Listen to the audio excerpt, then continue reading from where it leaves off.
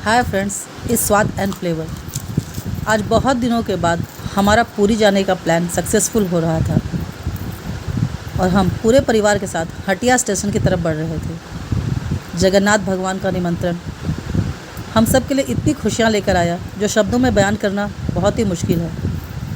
रांची से हमने तपस्विनी ट्रेन पकड़ी जो 3:40 में खुलती है। पूरी हम अकेले नहीं जा रहे थे, हमारे साथ पूरा का पूरा ग्रुप था। हम 5 फैमिली पूरी जा रहे थे। दोस्तों के साथ हर खुशी दुगनी हो जाती है। खुशियाँ तो वैसे भी थी, पर दोस्तों का साथ उस खुशियों पर 4 चांद लगा रहा था। मेरी एक फ्रेंड थी जिसके 2 छोटे छोटे बच्चे थे।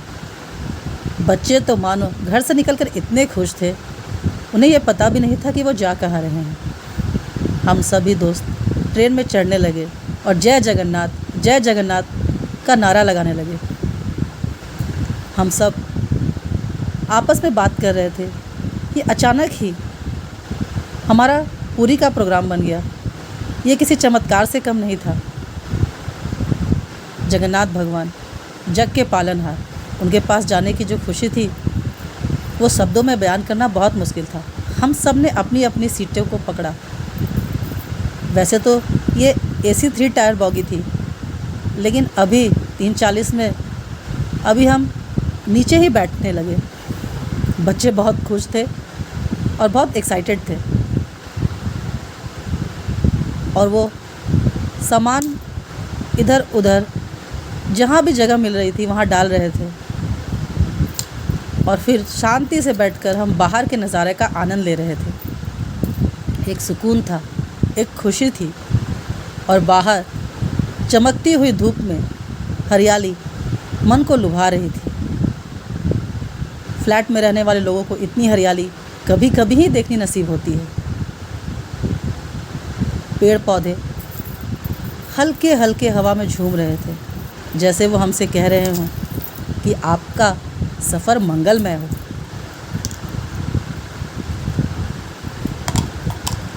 धीरे धीरे शाम हुई और बच्चों को लगी कसकर भूख। हम सब दोस्तों ने मिलकर 1-2 आइटम बना लिए थे और फिर हमने खाना निकाला और बच्चों को सर्व करने लगे। बच्चे वैसे अपने घर में भी खाते हैं, परंतु साथ मिलजुल कर खाने का जो आनंद था उसे शब्दों में बयान करना बहुत मुश्किल है। बच्चे आपस में एक दूसरे से लड़ झगड़ भी रहे थे, एक दूसरे के साथ खाना शेयर भी कर रहे थे और कभी कभी तो एक दूसरे को चिढ़ा भी ले रहे थे।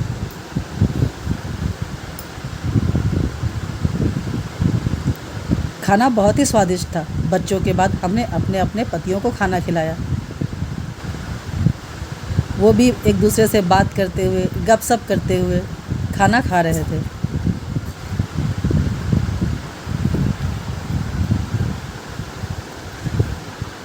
और सभी भाभीयों की तारीफ़ कर रहे थे।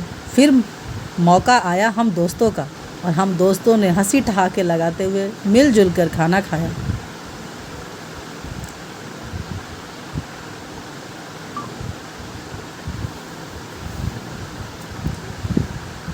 साथ मिलजुल कर खाने से खाने का स्वाद तो वैसे ही बढ़ जाता है।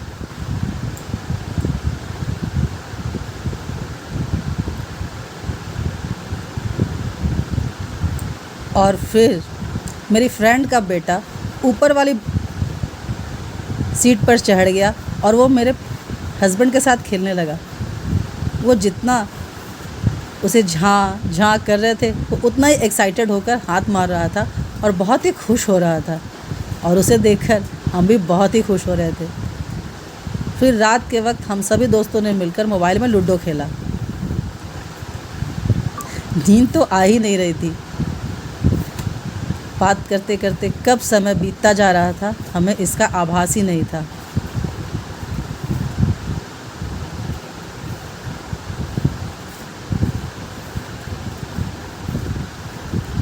और फिर किसी तरह रात कटी और सुबह हो गई।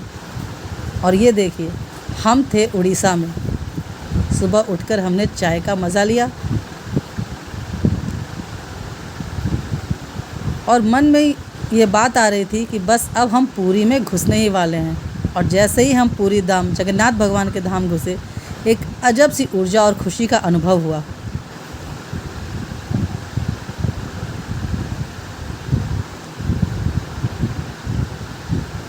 और फिर हम पूरी रेलवे स्टेशन पर उतरे।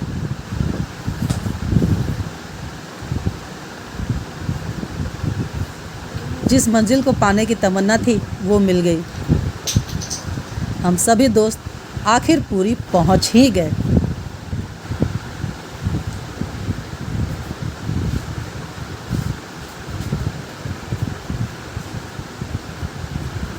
और उसके बाद हम स्टेशन से बाहर निकलने लगे।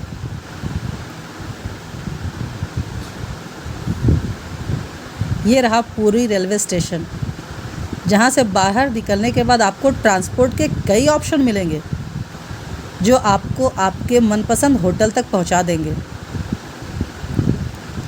पूरी रेलवे स्टेशन पर हमने ग्रुप फोटोग्राफ भी खिंचवाए ताकि ये ट्रिप हमारे लिए यादगार रहे।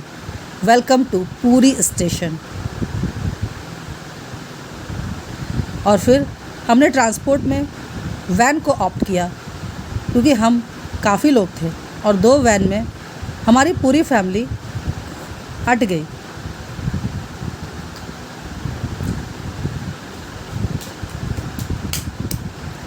सब बहुत आराम से बैठ गए और हम अपने डेस्टिनेशन की ओर बढ़ने लगे। खुशी चेहरे पर साफ झलक रही थी। और ये रहा हमारा होटल सूर्या बीच इन। ये एक मीडियम बजट का होटल था, पर होटल बहुत ही अच्छा था।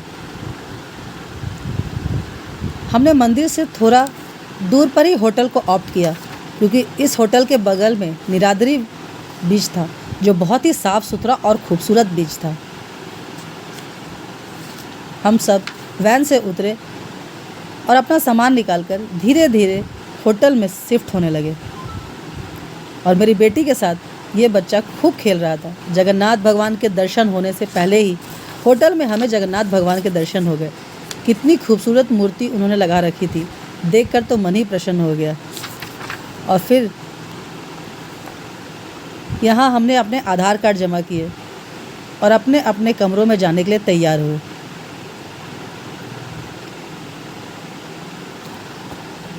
बच्चे एक दूसरे से बात कर रहे थे और हमारे हस्बैंड होटल की फॉर्मेलिटी कर रहे थे, कागज़ दे रहे थे और साथ साथ वो ये भी पता कर रहे थे कि हम कितने दिन और कैसे यहाँ रह सकते हैं।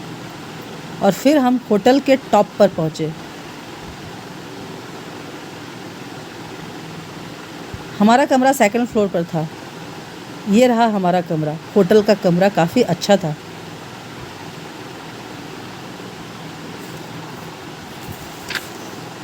और ये आउटर व्यू और साथ में 2 कुर्सी टेबल दिए हुए थे ताकि हम शाम में सुकून से बैठकर चाय पी सकें।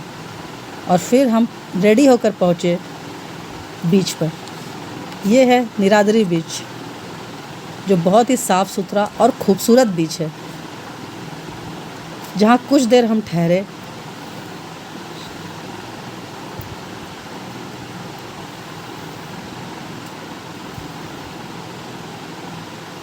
ये देखिए कितना खूबसूरत बीच है।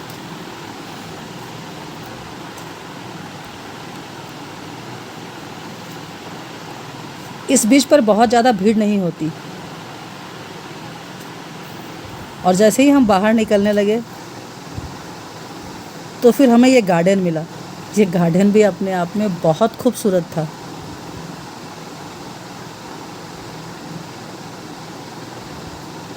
और काफ़ी अच्छे से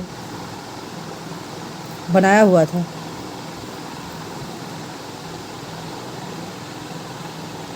प्रकृति की खूबसूरती अपने आप में ही बहुत अलग होती है।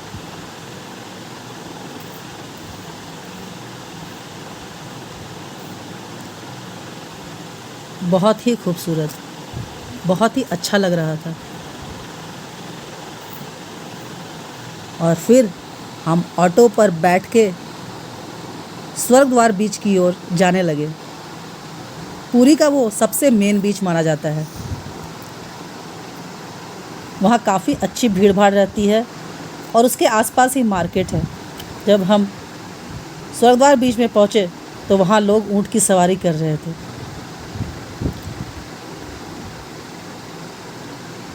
और ये रहा स्वर्गद्वार बीच, जिसके आसपास ही सब मार्केट है और इसके कुछ दूर पर ही आपको मंदिर भी है।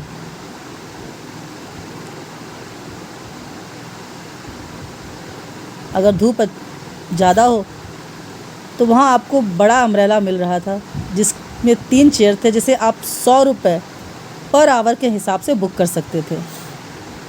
और फिर हम सब अंदर बीच में खेलने लगे।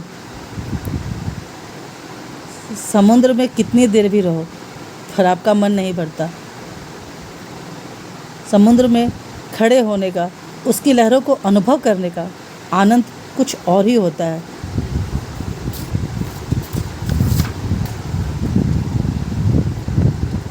घंटों हम समुद्र में खेलते रहे, लहरों को महसूस करते रहे।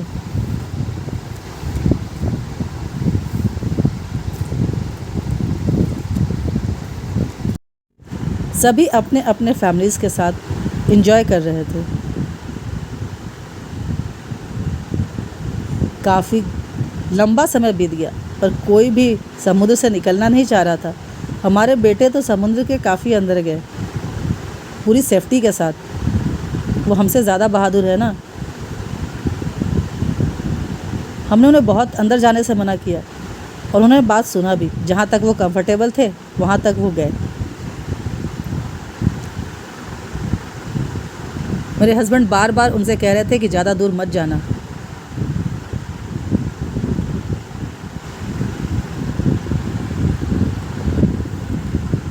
बेटियाँ किनारे में कभी कभी रेत में कुछ आकृतियाँ भी बना ले रही थी।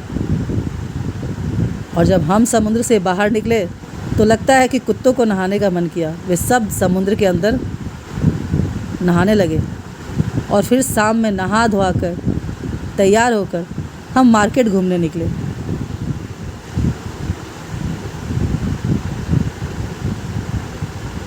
शाम का मौसम सुहाना था, बहुत गर्मी नहीं थी। और हम होटल से बाहर निकलकर थोड़ी दूर पैदल चले।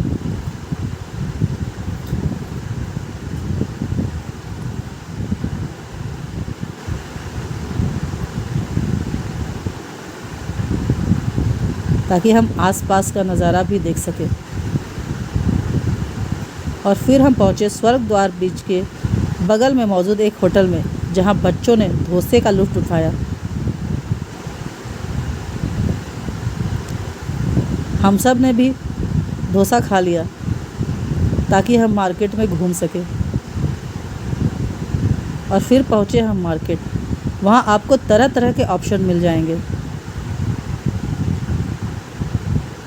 ख़ास तौर पे जगन्नाथ भगवान, लकड़ी की गुड़िया, लकड़ी के खिलौने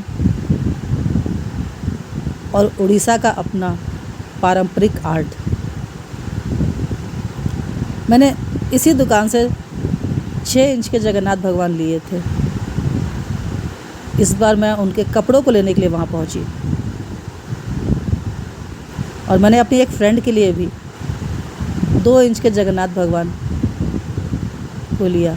यहाँ आपको बहुत अच्छी क्वालिटी में सब कुछ मिल जाएगा। अगर आप एक ऑथेंटिक दुकान से लेंगे तो चीज़ें अच्छी मिलेंगी, इस बात की गारंटी है। बगल में और भी बहुत सारे ऑप्शन थे। मोती की माला, लड्डू गोपाल के कपड़े और ख़ास तौर पे वहाँ का फेमस खाज़ा। इस दुकान पे घी में बने खाजे मिलते हैं जिनका स्वाद बहुत ही अच्छा होता है। और शॉपिंग करने के बाद हम थक गए तो हम समुद्र किनारे बैठ गए। रात में समुद्र का शोर और बढ़ जाता है, पर उस शोर में भी एक अलग तरह की शांति होती है। समुद्र किनारे बैठना इतना अच्छा लग रहा था जैसे दिन भर की थकान अपने आप ही कम होती जा रही थी। हम काफ़ी देर समुद्र किनारे बैठे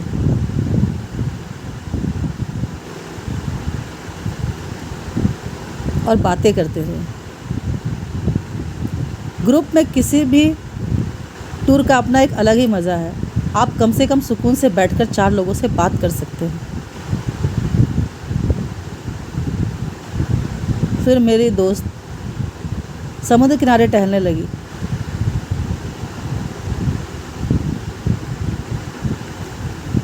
उनके हस्बैंड भी उनके साथ थे।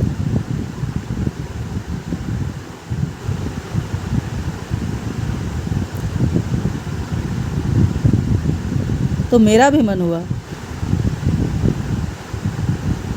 कि मैं समुद्र किनारे इसी तरह टहलूं और सागर किनारे दिल ये पुकारे गाने को महसूस करूं।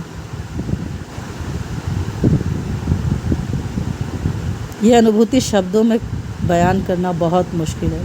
बहुत ही सुकून और खुशी महसूस हो रही थी।